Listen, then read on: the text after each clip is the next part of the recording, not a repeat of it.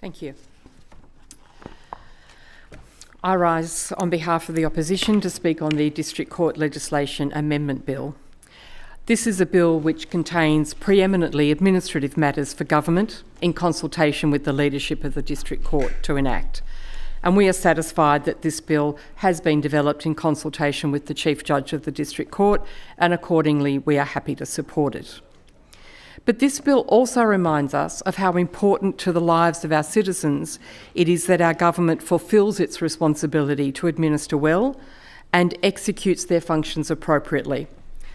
The content of this bill may at first glance appear dry and technical, or even at second glance, but it is responding to the significant problem of court delays, and its success in addressing this issue, or lack thereof, will have a direct impact on many people's lives, an impact we will watch with interest. This bill is designed to provide for improved administrative practices in the District Court.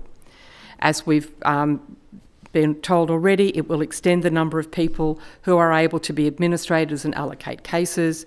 It also establishes the office of Deputy Chief Judge of the District Court and formalises as a statutory power the existing practice of the Chief Judge to direct other judges to preside over specific matters in specific locations or to exercise certain functions, and to extend these to those created as Deputy Chief Judges.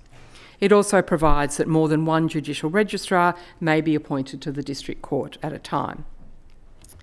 Why does any of this matter? Because the District Court is an important part of our judicial infrastructure in this state. It is the largest trial court in Australia, and its workload is growing.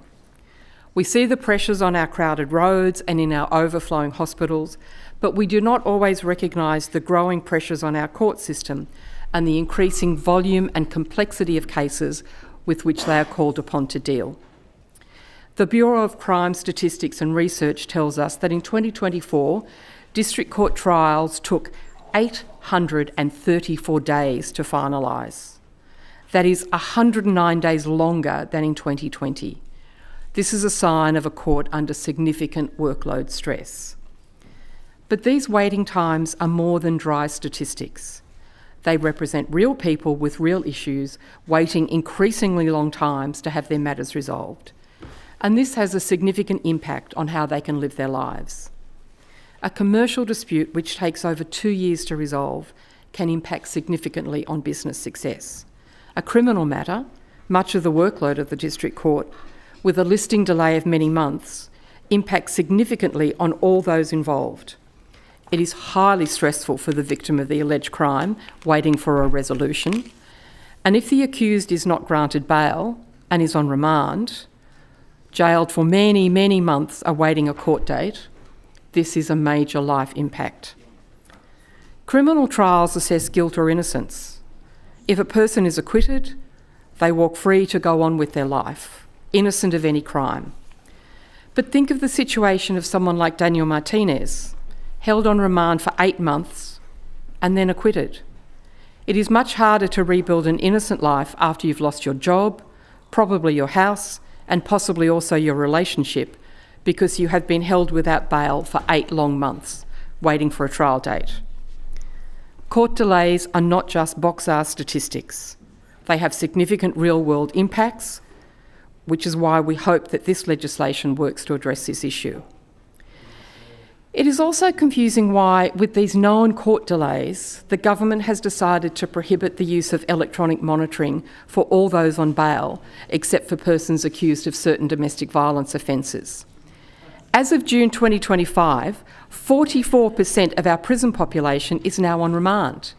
That is, they have not been convicted of any crime, they are held pending their day in court.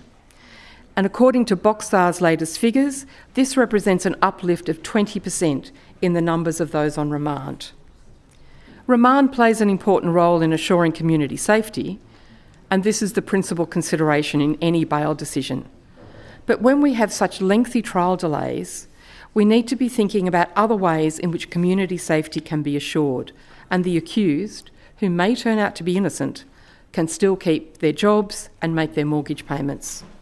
Electronic monitoring was one of these ways and involved significant savings to the community as well. We are told that we don't have $10 million to keep funding Business Connect, nor do we have $2.5 million to keep community justice centres open.